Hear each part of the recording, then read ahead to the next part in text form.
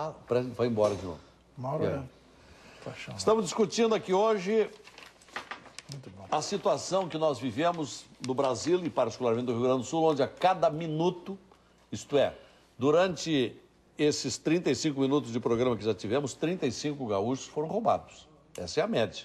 A cada minuto, um gaúcho é roubado. Então, cuide-se o nosso telespectador. E aí estamos debatendo isso. Vai até quando? Vai ficar sempre assim? Estamos já provocando o próximo governo. O doutor Tarso deu uma entrevista a 0 hora de hoje, dizendo que a segurança pública vai ter prioridade no governo dele. E nos próximos dias vai ter uma reunião com o futuro secretário da Segurança, doutor Ayrton Michels, e com os integrantes da área da segurança para discutir medidas de curto prazo e médio prazo. Muito bem, saudável. Mas isso não impede que o programa esteja perguntando: acredita que agora vai melhorar no futuro governo? 3299-2361 vai melhorar. 3299-2362 não acredita, vai piorar. Ou 3299-2363 vai continuar igual. E aí, doutor Koinek, que é juiz de execuções... Não, da vara do júri. Mas foi de execuções? Foi de execuções. Bom, tem uma experiência enorme. Então, estamos buscando a sua experiência como juiz de execuções.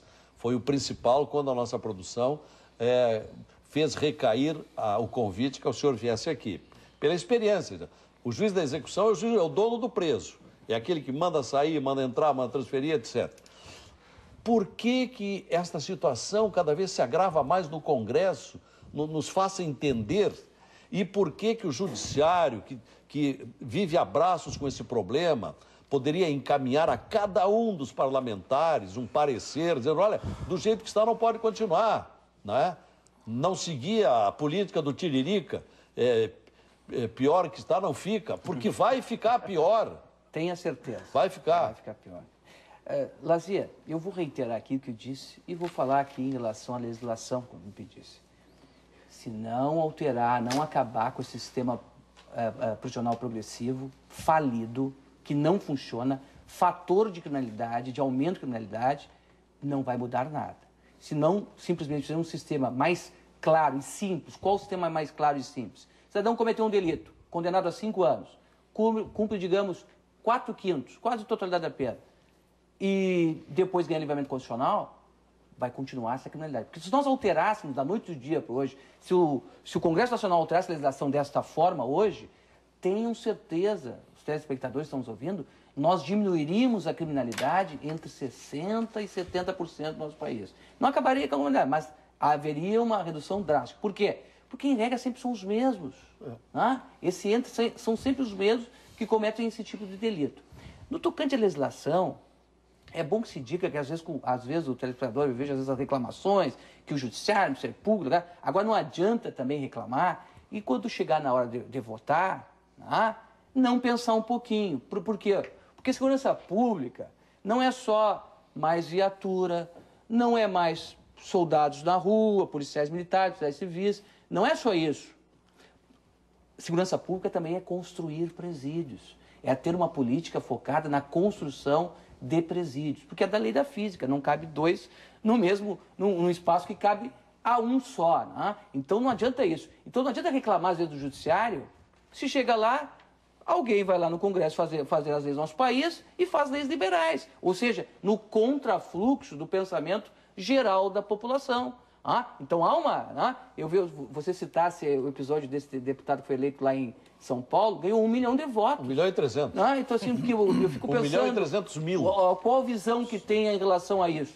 Então assim, não adianta reclamar também se não se fizer a sua parte. Eu sou solidário com as pessoas que estão aqui falando que foram... Eu já fui assaltado uma vez, caminhando, inclusive ali na Nilópolis, ali caminhando. O cidadão tentou... Na rua. Na rua. Sempre tirar na rua. meu relógio.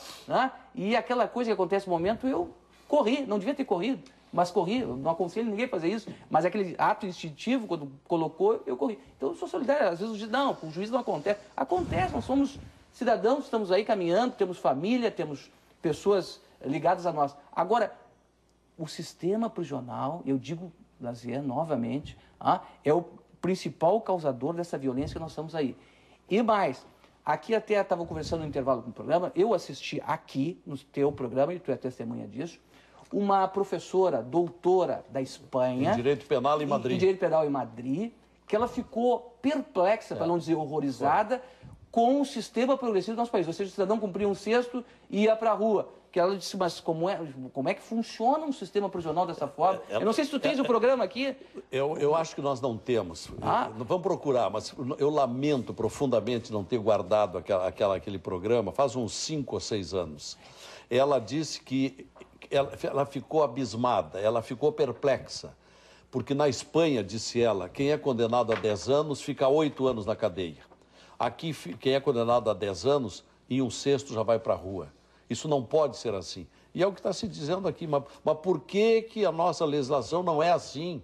Agora, já passando a bola aqui para o doutor Fabiano, o doutor Fabiano está dizendo no intervalo que a coisa pode piorar nesse fim de ano, que é o indulto de Natal, que está atrasado, mas vai sair daqui a poucos dias. E aí, doutor Fabiano? Seguindo nessa linha em que a gente reclama, né? Reclama porque houve o delegado trabalhando no dia a dia, nós, o Ministério Público, a sociedade, o doutor Koineck, a imprensa, houve o reclamo em que a palavra que talvez melhor represente esse descrédito significa a impunidade. Ou seja, sensação de impunidade. A sensação de impunidade. E isso transforma-se em insegurança.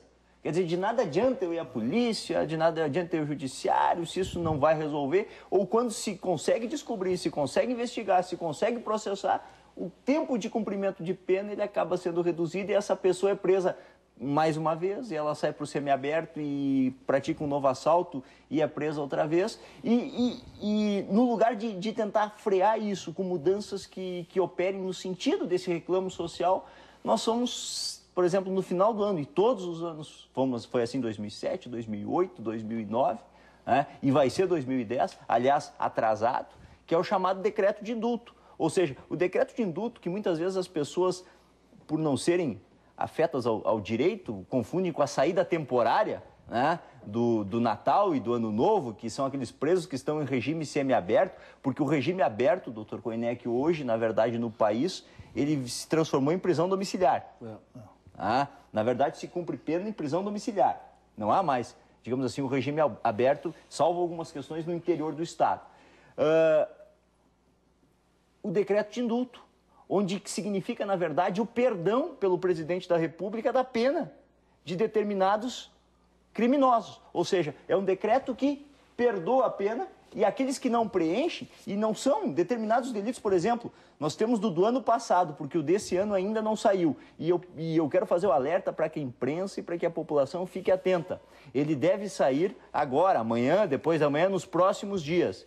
E pelo que se tem notícias, informalmente, porque ele não foi publicado, ele é um decreto ainda mais largo, mais liberalizante, mais abrangente no sentido de perdoar penas muitas vezes graves. Ano passado, por exemplo, se perdoou penas de condenados a pena privativa superior a 8 anos, desde que cumprido em regime fechado ou semiaberto, 1/3 de pena se não reincidente ou metade se reincidente. Isso não significa que o sujeito vai cumprir o restante sobre uma vigilância, não. Significa que o restante está perdoado. Então esses decretos vêm ano a ano perdoando pena, o que agrava o sentimento de impunidade. Isso é só um alerta. Uma alternativa porque não tem mais cadeias.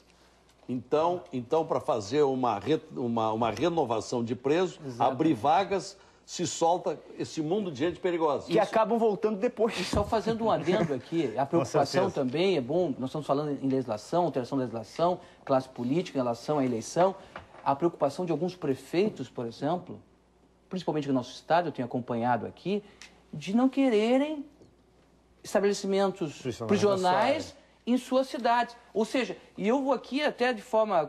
Quem não quer estabelecimento prisional, na verdade, em sua cidade, está mandando um recado que não quer investir em segurança pública. É isso que a população precisa ficar atenta, porque não é ter só um presídio, é para ter um lugar onde você vai colocar um cidadão que comete um crime. Exatamente. Ele vai ficar solto. Então, quando se manda um recado para a população, não, na minha cidade não tem presídio, ou seja, então, na minha cidade não tem segurança pública, porque quem não constrói presídios, quem não investe em presídios, não investe Cada em segurança município pública. deveria assumir os seus delinquentes. Sim.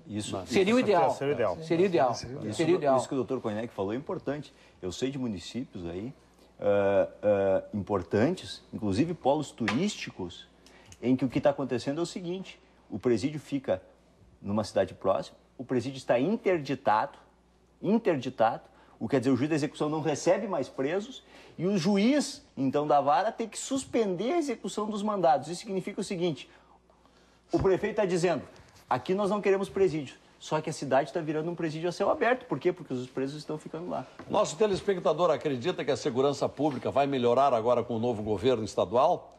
Acredita que vai melhorar? 3299-2361? Acha que vai piorar? 3299-2362? Ou vai continuar igual? Vai continuar igual? 3299-2363. Fazemos um intervalo para ouvir na volta o Dr. Raul Cohen e o delegado Kleber Santos Lima. Gramado.